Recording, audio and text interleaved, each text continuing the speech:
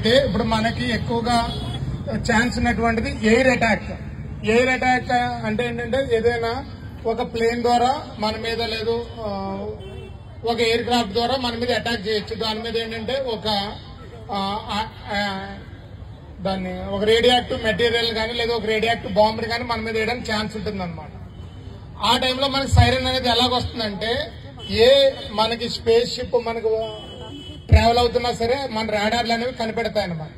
ఆ రాడార్ కనిపెట్టినప్పుడు మన ముందుగానే మనకి గవర్నమెంట్ ఆఫ్ ఇండియా అనేది మనకి సైరన్ అనేది అలారం అనేది ఇస్తుంది అనమాట. అందులో భాగంగా మనకి సైరన్ అనేది హూటింగ్ చేయడం జరుగుతుంది. అలాగే మనకి సైరన్ వచ్చిన తర్వాత మనకి ఇమ్మీడియట్ గా సైరన్ ఎప్పుడైతే వచ్చిందో ఇమ్మీడియట్ గా మన మీద అటాక్ జరగదు అనమాట. దానికి ఒక 10 minutes అన్న మనకు టైం ఉంటుంది.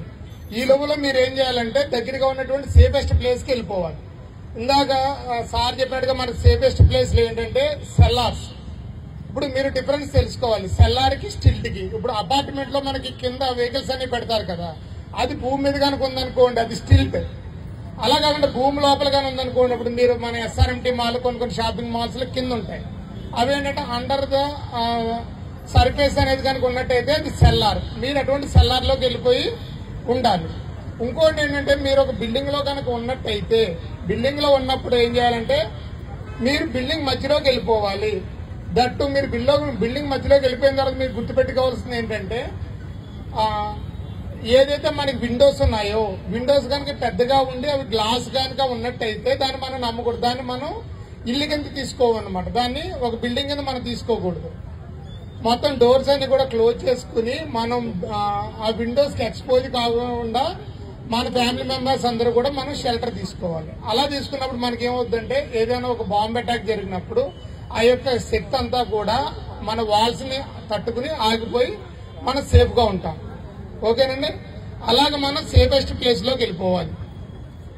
దట్ మనం గుర్తుపెట్టుకోవాల్సింది ఏంటంటే సేఫెస్ట్ ప్లేస్ లోకి వెళ్ళిపోయిన తర్వాత మనకి గవర్నమెంట్ నుంచి ఫర్దర్ ఆర్డర్ వచ్చే వరకు అంటే ఏంటంటే మనకి ఒక సైరన్ వచ్చింది తర్వాత మీరు రిలాక్స్ అవ్వచ్చు అని మరి వేరే సైరన్ వేస్తారనమాట. దానికి దీనికి మీరు డిఫరెన్స్ అనేది మీరు ఇన్ ఫ్యూచర్ ఇన్ డేస్ లోనే మీరు తెలుసుకుంటారు. ఫర్దర్ మనకి ఇన్స్ట్రక్షన్స్ వచ్చే వరకు కూడా మనం ఎప్పుడో కూడా లోకల్ గా మన రెగ్యులర్ గా ఉన్నట్టుగా మనం ఉండకూడదు. మీరు అర్థం చేసుకోవాల్సింది ఏంటంటే వన్స్ మనకి వార్ కనుక డిక్లేర్ అయిందంటే మన స్వేచ్ఛలన్నీ కూడా మినిమైజ్ చేయబడతాయి. అంటే మీరు ఆల్రెడీ కోవిడ్ సిచ్యుయేషన్ చూశారు కదా, వార్ అనేది మనం చూడలేదు. ఇప్పుడు ఇదే మనకి ఫస్ట్ టైం. ఒకవేళ కనుక అక్కడ ఉన్నటువంటి సీక్వెన్స్ కనుక డెవలప్ అయిందంటే అది వార్ గా మారుతుంది. వార్ మారిన తర్వాత ఏమవుతుందంటే మనకున్నటువంటి ఏవైతే మనకి స్వేచ్ఛలు ఉన్నాయో అంటే మనం ఫ్రీగా బయటకు వెళ్ళిపోవడం కానీ ఎప్పుడు పడితే ఎక్కడ పడితే అక్కడికి వెళ్ళిపోవడం కానీ ఎవరితో పడితే వాళ్ళు టచ్ లో ఉండడం కానీ మనం ఎప్పుడు పడితే అప్పుడు లైట్లు స్విచ్ ఆన్ చేయడం కానీ లేదా మనం ఎక్కడ పడితే అక్కడ ఓపెన్ ఫైర్స్ మనం ఎంకరేజ్ చేయడం కానీ ఇవన్నీ కూడా మనకి ఉండవు. అర్థమవుతుందండి. అలాగా మనం మినిమైజ్ చేయబడతాం అనమాట. ఆ మినిమైజ్ చేయబడినప్పుడే మన సర్వైవ్ అనేది ఉంటుంది. లేనట్టయితే మనం ఏదైతే టార్గెటెడ్ ఎనిమీ ఉన్నారో వాళ్ళకి మనం దొరకడానికి ఛాన్సెస్ ఉంటుంది. ఆ ఛాన్సెస్ మనం తీసుకోకుండా మనందరం కూడా గవర్నమెంట్ ఇచ్చినటువంటి మినిట్ టు మినిట్ ప్రోగ్రామ్ అంతా కూడా మనం ఫాలో అవ్వాలి. ఇందాక సార్ చెప్పినట్టుగా మనకి ఈ మాక్ డ్రిల్ తర్వాత మనకి జరిగేటువంటి సీక్వెన్స్ ఎలాగుంటాయంటే ఒకవేళ మనకి వార్ కనుక డెవలప్ అయినట్టయితే ఎర్లీ వార్నింగ్ అండ్ కమ్యూనికేషన్. ఇప్పుడు సైరన్ అనేది మనకి ఒక డేంజర్ సిచ్యువేషన్ సూచించేటటువంటి ఒక సింబల్ గా మనకి అయింది కదా. ఈ విధమైనటువంటి వార్నింగ్స్ మనకి రకరకాలుగా వస్తుంటాయి అనమాట. సైరన్ హూటింగ్ చేయడం ద్వారా కానీ లేదా మనకి టీవీల్లో కానీ లేదా సోషల్ మీడియాలో కానీ రావడం జరుగుతూ ఉంటుంది. మీరు చూసినట్టయితే మనకి వార్ గానీ వన్స్ అది డెవలప్ అయినట్టయితే మనకి సోషల్ మీడియా కానీ ఇవన్నీ కూడా రిస్ట్రిక్ట్ అయిపోతాయి. దట్టు మనకి పవర్ కూడా వచ్చేటువంటి ఛాన్సెస్ అనేవి చాలా వరకు తగ్గిపోతాయి. అప్పుడు ఏంటంటే మనకు ఉన్నటువంటి సెల్ ఫోన్స్ ఇవన్నీ కూడా మనం చాలా లిమిట్ గా వాడుకోవాల్సినటువంటి అవసరం ఉంటుంది. నాకు తెలుసు సెల్ ఫోన్ సిగ్నల్ అనేది కూడా కష్టంగానే ఉంటుంది. ఈ సిచ్యువేషన్ నుంచి మనం బయటకు రావాలంటే we're turning to the radios. FM radio మీకు గుర్తుందా అండి? ఎఫ్ఎం, ఏఎం, ఎఫ్ఎం రేడియోస్ ఇటువంటి వాటి మనం స్విచ్ ఆన్ అవ్వాల్సినటువంటి అవసరం ఉంటుందన్నమాట. దానికి మీరు అందరూ కూడా సిద్ధపడి ఉండాలి. ఇంట్లో ఎవరికైనా కనుక అది ఇంకా ఉన్నట్టయితే చాలా మంది ఈ స్క్రాప్ కింద వేసేసారు, అదేదైనా ఉన్నట్టయితే దాన్ని మీరు దగ్గర పెట్టుకున్నట్టయితే ఈ సిచ్యువేషన్ లో మనకి ఉపయోగపడుతూ ఉంటుంది అనమాట. తర్వాత కంట్రోల్ అండ్ రెస్పాన్స్ సిస్టమ్.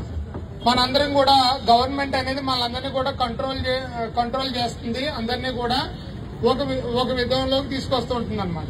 మీరేం చేయాలంటే మన పబ్లిక్ గవర్నమెంట్ ఇచ్చేటటువంటి కంట్రోల్స్ సిగ్నల్స్ ఆధారంగా మనందరం కూడా రెస్పాండ్ అయ్యేటటువంటి విధానాన్ని మనం చేసుకోవాలి. అంటే ఏంటంటే మీరు ఈ టైం నుంచి మన కోవిడ్ లో మనకి 2 hours అనేది మనకి ఎగ్జామ్ ఇచ్చేవారు కదా, అదే విధమైనటువంటి ఇంప్లిమెంటేషన్స్ అన్ని కూడా మనకు వస్తాయి. ఆ విధంగా గవర్నమెంట్ ఇచ్చేటటువంటి దానికి మనం రెస్పాండ్ అవడాన్ని మనం పెంచుకోవాలి.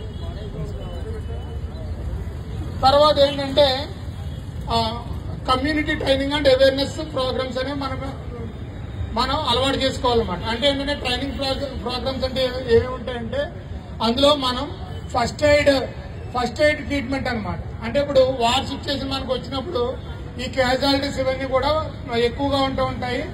ఆ టైంలో ఏంటంటే మనం సిపిఆర్ చేయడం కానీ, లేదా దెబ్బలకి కట్టడం కానీ, లేదా ఇంజక్షన్ చేయడానికి కానీ, ఆ టైంలో మనకి మెడికల్ కానీ పారామెడికల్ సిబ్బంది కానీ మనకు అందుబాటులో ఉండవు. ఆ టైంలో మనందరూ లేదా మనకి డిపెండ్ అయిన వాళ్ళకి మనం వైద్యం చేయడం కానీ, లేదా ఇంజక్షన్ చేయడం కానీ, ఆ స్కిల్ కూడా మనం నేర్చుకోవాల్సినటువంటి అవసరం ఉంటుంది. ఆ టైప్ ట్రైనింగ్ కూడా మనం తీసుకోవడానికి మనం సిద్ధంగా ఉండాలి.